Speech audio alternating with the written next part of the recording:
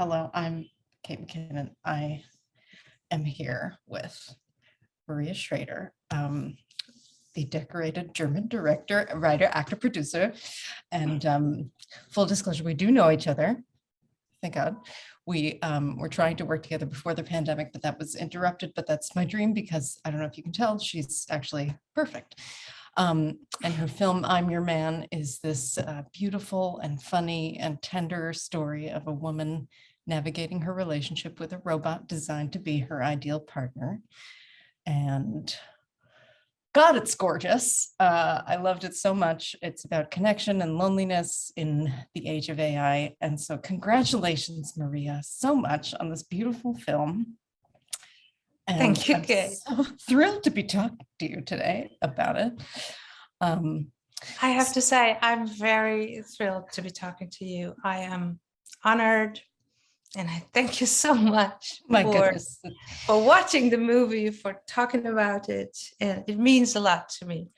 Well, it was gorgeous and it was funny and I cried and it's just beautiful. And so after you became the first German director to win a Primetime Emmy for Netflix's Unorthodox, what we must say, it must be said, what were you looking to do next and how did this fit into it?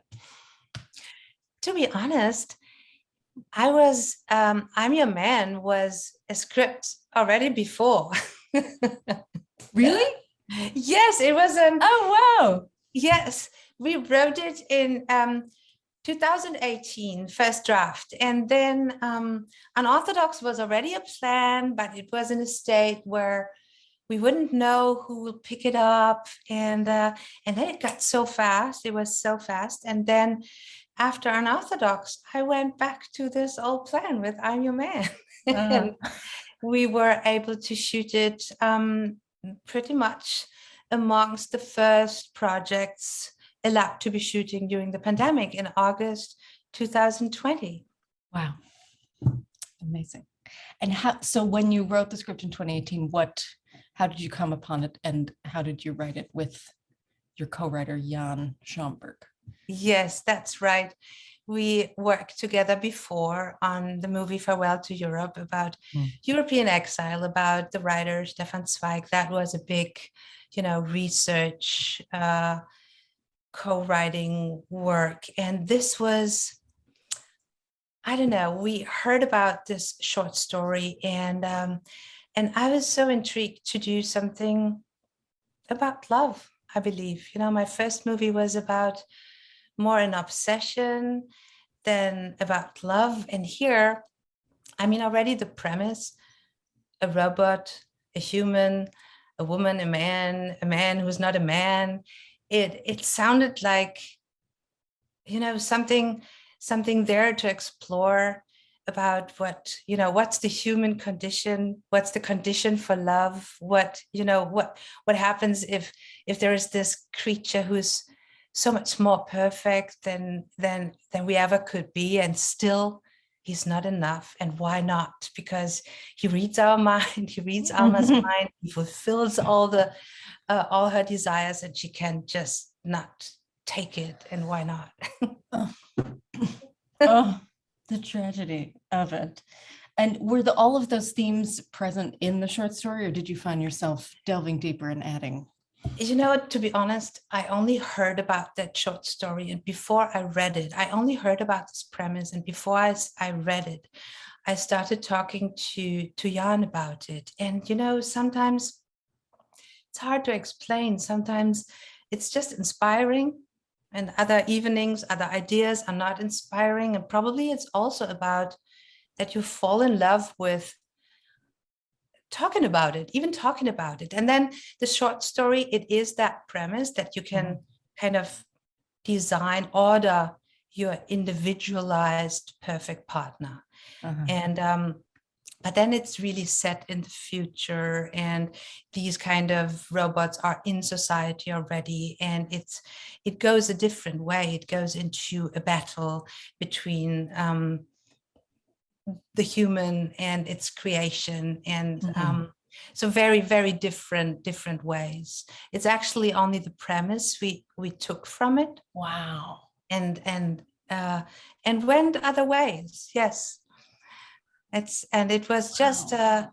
it was just wonderful to even start fantasizing about it, because we realized we never thought about this. We never, we are so used to AI around us, and it's kind of there already, and I truly believe that at one point we will see these creatures who are just better than we are, and we will end up with, comforting ourselves about our imperfections, and maybe, yes, maybe someday we will be able to love a machine. Why not? I mean, why not? If we remember, like dating platforms and people kind of being ashamed about it, or, trying to make up other stories, how they met their partners. Yes. Why wouldn't we be able to change the narrative? I think that's what it's about, to change the narrative in society. What's connected with shame, what's connected with pride, what's connected with achievement. You can change these things. Why should we remain with all this achievements around us, all this technology, as lonely individuals, if we would have the chance to order a partner, to buy a partner? It's interesting because I was watching it, and I don't think I'm giving much away here, but that the part where he is loading the painting into the car, and I thought, oh God, that's hot. I would love that.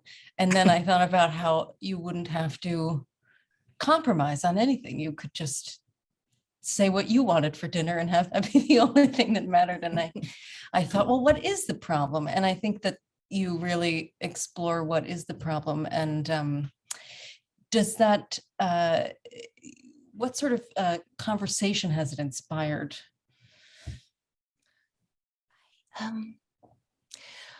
I was surprised by the fact that a lot of people said, what exactly is our problem?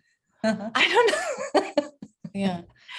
He's wonderful. He's smart. He's charming. Why? What is the problem? And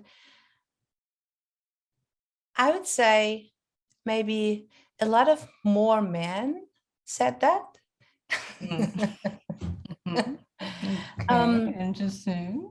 It's very interesting. It's very interesting, I think, but it's also not that surprising, because I think, I mean, we'll have the scene in the movie, where Yes. the male expert, already negotiates with the company what price he would be able to purchase this beautiful artificial woman next to him. And I think that is exactly what Alma's problem is, that, she despises the fact that there is someone almost a servant to her.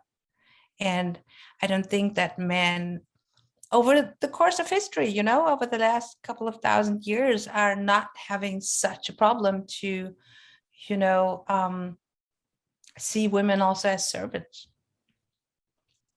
Interesting. So that's why that moment rang so true to me. It's wonderful. I've also found myself feeling like, even though Tom is a machine, I felt such pathos for him, and I almost wanted to rescue him, as though there was something in there that was just human enough. How did you go about creating that character with Dan Stevens? When we first met, like we meet now in a Zoom meeting, because he was in Los Angeles and we hadn't met, in person before, we started to talk about it. And I think the first fundamental question was, do we let people see that Tom is a machine? Because in the script, it wasn't necessarily written, because he's perfect. He can dance better than any other human. He can speak all languages. He can adapt. He can even adapt imperfections. And then we thought, since Alma knows it, she reminds herself of it. And I think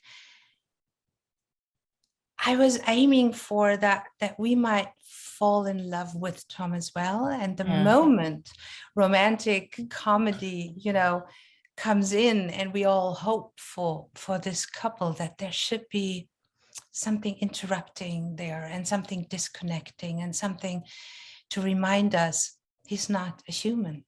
He's not human. He's a projection. He's a Alma, at the end of the film, I think she's right. She's having a monologue. She has a partner who tries to make her happy, because that's why he is created. And that is scary, of course, because I think, at least I'm with Alma in this very old-fashioned way, maybe, that I think love is about partly about freedom and a free decision and a free will. But then, of course, what is a free will? And aren't we all somehow programmed by a partnership, by our parents, by getting to know each other, and then try to please the other, or it's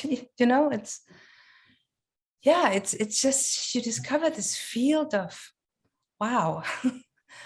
And that was a very inspiring encounter and ongoing discussion with not only Dan but also Maren.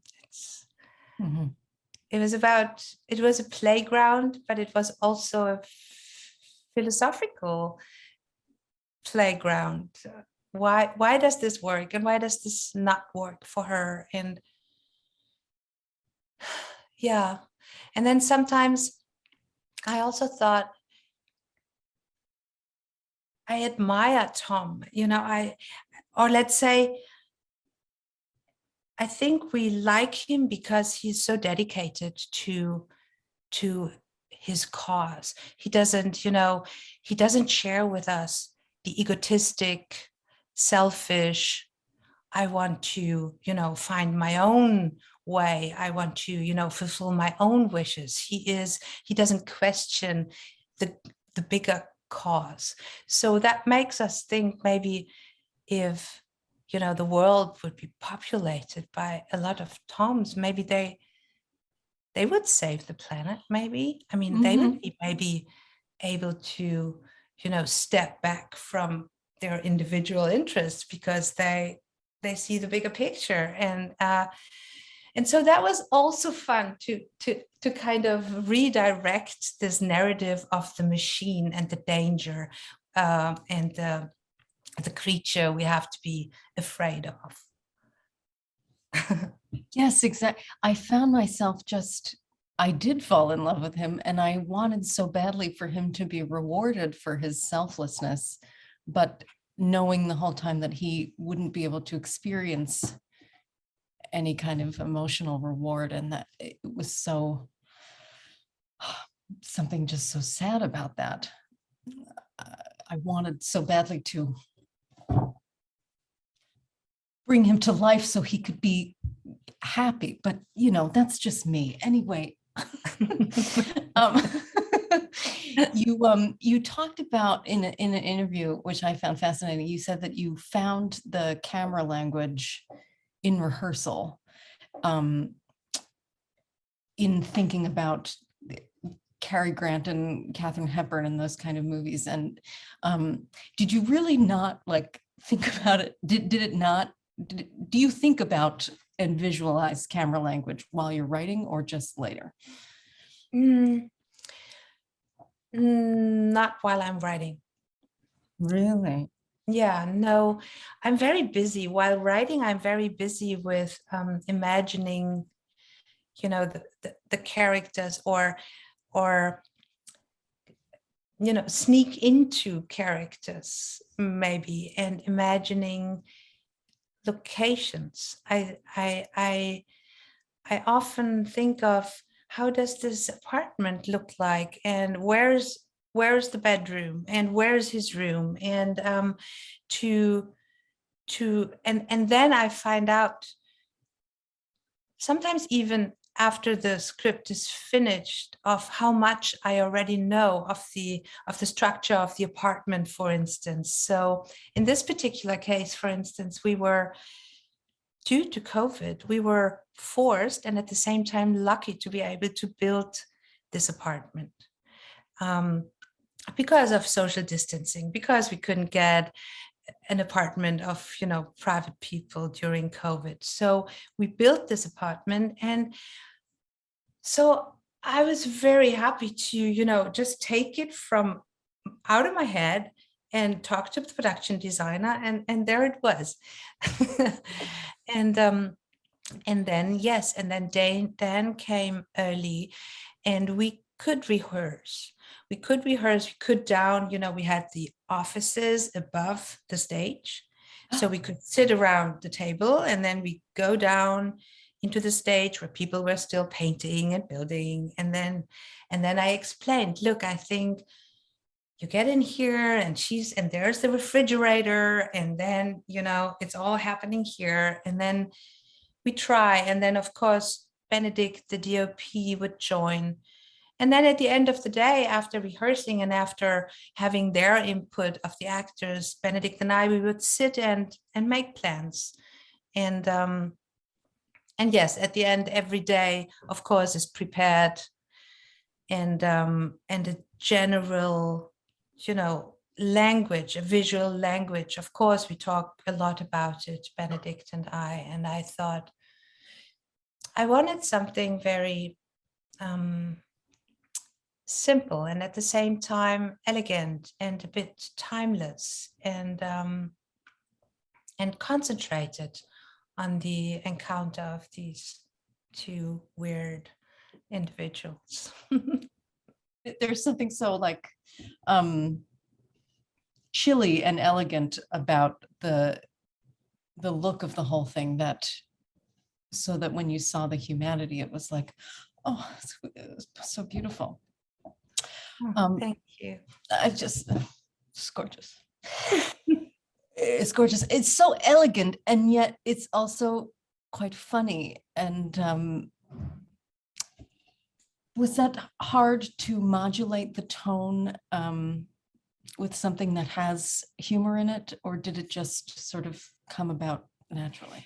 I mean, at the end of the day, investigating love, the possibilities, the impossibilities, longing, we were aiming for a humorous tale. And I mean, the whole setup with the ballroom, and that was very clear from the beginning. We wanted to start with this blind date, and then the imagination, how would algorithm feed a machine which compliments, which, flattering, which flirting tools would Tom come up with, fresh from the company. It's just it's just very funny. And but at the same time, it's I'm always trying to explore the depth, and it's, I mean, the sadness in there, and Alma knows a lot about sadness, I believe, and the loneliness around Tom the machine, in his constant trying, is also something saddening. And I remember that the producer told me after reading the script that she cried. And I thought, that would be wonderful if I could, if the actors and I could find, this unpredictability between where you sometimes don't know, the moment when it turns into something big all of a sudden, that. And I think it also happens to Alma. She despises this creature. She despises the whole idea. She doesn't want him. She doesn't want him in his apartment, and she makes fun of him. And I think there is this moment when she finds him in the museum, and instead of keeping on searching for her, he's standing at this, antique building, such a small figure, and admiring basically humans and mankind, what they built with their hands 2000 years ago. And there's something greater than the machine. He finds it admirable. And I think that in that moment, Alma falls in love with him. And there's something very touching about his curiosity to try to investigate what is human. How can I meet her? Where can I meet her? What can I improve? What can I learn? There's something very touching about it. And then, of course, it's an echo of ourselves. Mm-hmm. Yeah, the curiosity was so human, and I guess that's why you just don't want him to, leave. No spoilers, and maybe you don't want to talk about this, but I found that sex scene the most beautiful love scene I've ever seen. Oh wow, okay. No, but seriously, it was so real and so grounded, and one of the people was a machine, and it was yet the most like wonderful connection I've ever seen on screen, physically and spiritually in that moment. Was that how did you go about creating that moment, I guess? Well, first of all, you think, okay, we have here this creature, Tom the robot, and he's basically better in everything he does than Alma and than any human. So what does it mean for sexuality that he'll be the better lover than than any other man she'll ever have met before? And then I thought, no, this is not about the best sex in the world. It's this scene is not about that. The scene is about something else, I believe. It's about, is Alma capable of letting go? Is she able to make love with a machine? It's a simple question. That's what she's busy with. And she cannot, she's a scientist. She's not, she doesn't want to be betrayed. She looks for the truth, and she always reminds herself, this is not a human. He is a fucking machine. So is she able to, with that knowledge, to still let go and feel joy and lust? Is that possible? And I think that's an experiment she puts herself in that. And that's why, it's in her head. That's why there's almost, the whole love scene is almost her face of, can I go into that room? Can I step over that obstacle? Can we reunite, even though I know you're not human? And that's a big step for her, and it would be for me. I think a big step.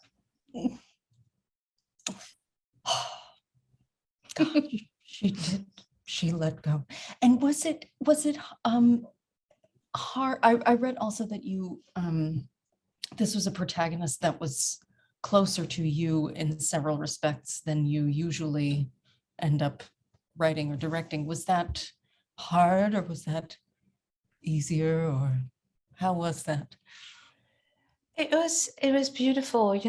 Maren Eggert, she's a Berlin-based actress, and I of course knew her work. We performed at the same theater, not in the same play, but on the same stage. And I've seen her work in films, and I still asked a few colleagues, actors, to audition, and she auditioned for the part.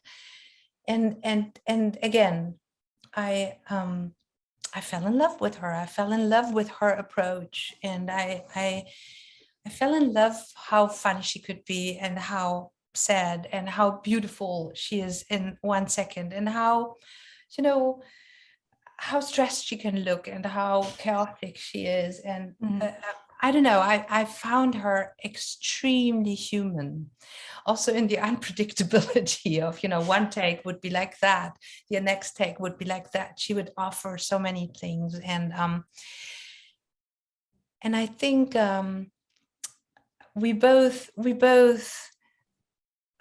liked each other's ideas, and she would ask, there was a very intimate and close contact, and sometimes she would say, oh, show me what you mean. So I felt free to, well, why don't you try it like this? And then, yeah, it was playful. It was trust. We trusted each other, and it was very playful. Mhm.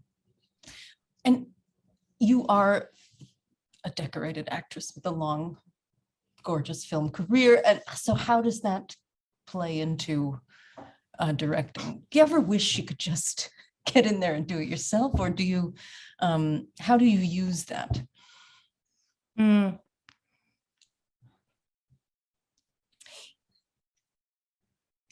When I talked about writing, I think I'm writing as an actress.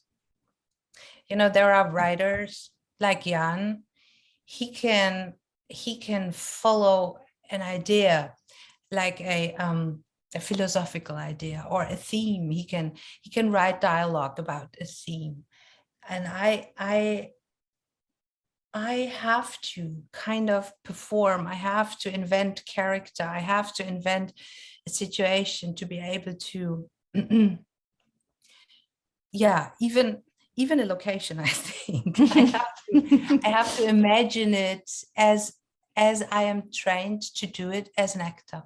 This is my approach, and I think sometimes it's, of course, limiting in the writing, and sometimes it's beautiful, because I'm very prepared with having lived through everything myself. I think that's it. I think that's it. And that's maybe sometimes also not that easy for actors, because I have a very clear imagination of how I want it to be. Mm-hmm. having oh my God, I almost knocked over my plant.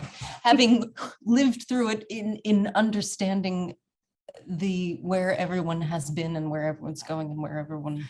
I think emotionally, while writing scenes, I think I have an emotional understanding of the character, and also with Unorthodox, which I did not write, but I've been in the writing room a lot, and that was the first time for me to direct scenes which I haven't written myself. But there was not a single scene which I wouldn't have talked about very intensely with Anna, or give my ideas, or I think my way is to make it my own, to be able to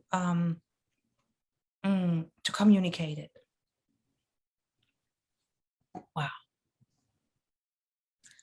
Oh, It can be very different, as an actor, and it, of course, it as well. There are directors who would say, so how would that work? Or let me see what you think. And I always enjoy this. I always enjoy this as an actor if I'm invited to, well, I would do this, I would do it there, let us rehearse. I once did a film, we rehearsed for half a day before we did the first take. uh-huh. And that's a very, as we are limited by how many days we have, how much time, how we use it. And you can shoot in so many different ways. And here we only had 21 days. So we had to be very well prepared. And so the rehearsals were before that, and we agreed on something. And then we kind of made a selection. We tried to gather different material, more in the direction of the comedy, more in the direction of drama, more naturalistic, more artificial in Dan's case. So we tuned him up, we tuned him down in terms of machine robotic acting. And at the end we put it all together in the editing and tried things out. Maria, thank you so much. My God, what an honor to talk to you about this and to know you. Thank you so much. Thank you so much. Thank you so much. Forever. I feel the same. And thank you for this film and congratulations.